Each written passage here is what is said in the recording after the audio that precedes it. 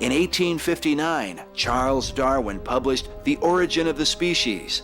Most students today, while familiar with Darwin, are unaware of the full title of his work, which is The Origin of the Species by Means of Natural Selection or the Preservation of Favored Races in the Struggle for Life.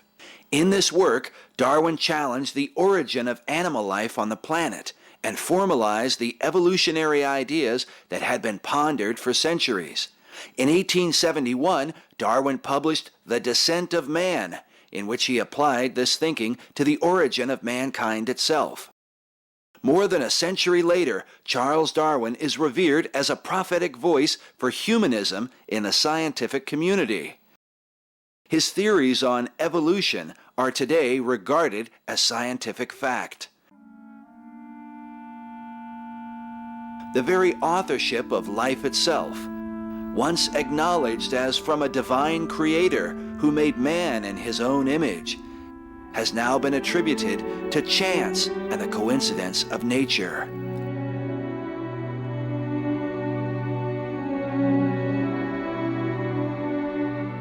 Yet some researchers argue that Darwin's theory has no foundation in real science, but is rather based on the ancient mystery teachings of the occult.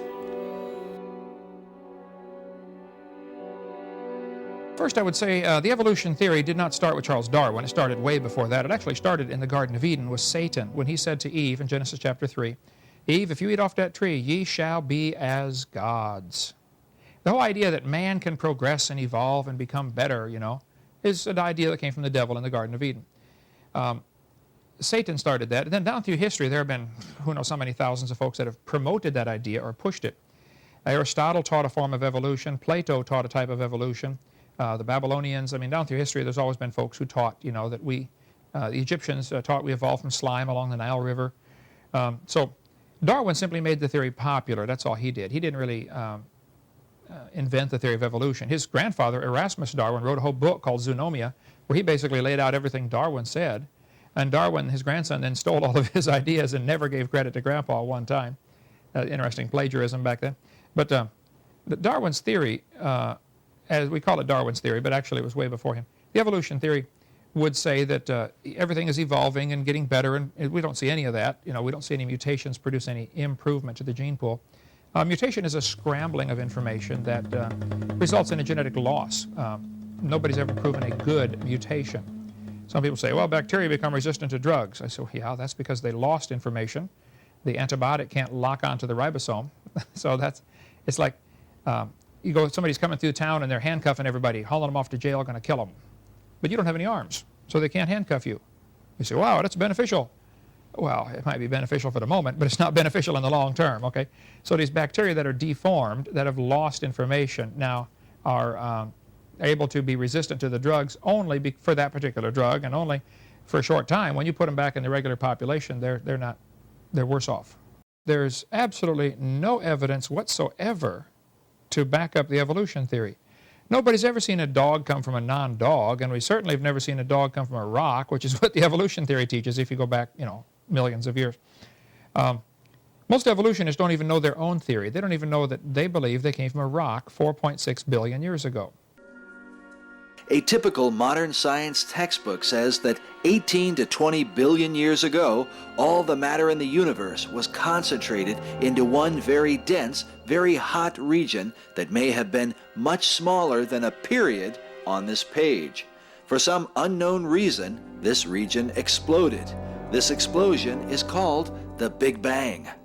Coming out of this Big Bang, a giant rock somehow appeared that was rained on by cosmic rains for millions of years. Evolutionary scientists teach that from this rock supposedly came all the life on planet Earth. So the evolution theory teaches, 20 billion years ago or sometime in the past, pick a number, nothing exploded and made everything. And then all this stuff was spreading out through space from the Big Bang theory, and then slowly groups of this matter began to get together and condense into planets and stars and moons and stuff like that. And then slowly, very slowly, over billions of years, or quickly if you're from Harvard, one of those planets, Earth, started to develop life, just by chance, of course, took a long time. And then that first life form that slowly evolved out of the soup in the ocean learned how to reproduce itself, which is a pretty good trick, of course, and then slowly turned into different kinds of animals. So elephants and bananas and humans have a common ancestor by the evolution theory. That is pure speculation. It's religious. They believe that. I don't care what they believe, but it's not science. Darwinian scientists have attempted to explain the process of evolution as a gradual development that takes place over millions of years. Yet some scientists argue that for the building blocks of life, this is simply impossible. Darwin himself admitted that if it could be demonstrated that any complex organ existed which could not possibly have been formed by numerous successive slight modifications, my theory would absolutely break down. Through the 20th century, the complexity of living organisms has revealed itself to be far greater than Darwin ever imagined.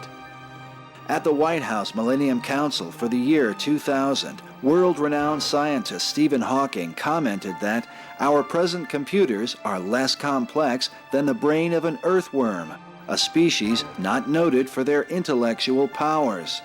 Nobel Prize winner Linus Pauling taught that a single cell, the smallest living unit, is more complicated than New York City.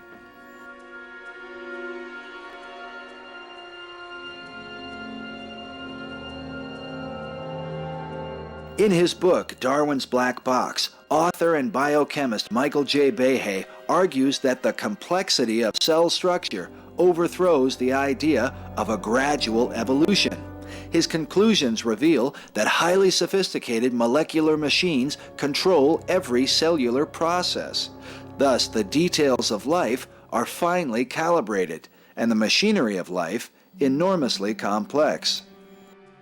Behe writes that the simplest self-sufficient cell has the capacity to produce thousands of different proteins and other molecules. Synthesis, degradation, energy generation, replication, maintenance of cell architecture, mobility, regulation, repair, communication, all of these functions take place in virtually every cell, and each function itself requires the interaction of numerous parts. A child can die because of a single defect in one of the many machines needed for taking proteins to the lysosome. A single flaw in the cell's protein transport pathway is fatal. Unless the entire system were immediately in place, our ancestors would have died. He concludes that attempts at a gradual evolution are a recipe for extinction.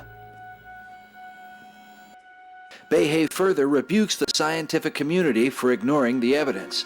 He says the impotence of Darwinian theory in accounting for the molecular basis of life is evident from the complete absence in the professional scientific literature of any detailed models by which complex biochemical systems could have been produced. In the 20th century, other noteworthy scientists have agreed. World-renowned astronomer Sir Fred Hoyle rejected Darwin's theory. It was Hoyle who coined the phrase, the Big Bang. He was, in fact, mocking the idea that all things came about through some great explosion billions of years ago. Hoyle calculated that the odds of producing just the basic enzymes of life by chance are 1 in 1 with 40,000 zeros after it. Hoyle claims that believing the first cell originated by chance is like believing a tornado could sweep through a junkyard filled with airplane parts and form a Boeing 747. He said, the scientific world has been bamboozled into believing that evolution has been proved. Nothing could be further from the truth. Hoyle said this situation is well known to geneticists, and yet nobody seems to blow the whistle decisively on the theory. Most scientists still cling to Darwinism because of its grip on the educational system. You either have to believe the concepts or be branded a heretic. Australian biologist Michael Denton, author of the book Evolution, A Theory in Crisis, says science has so thoroughly discredited Darwinian evolution that it should be discarded. Meanwhile, mathematics professor Wolfgang Smith says evolution is a metaphysical myth totally bereft of scientific sanction.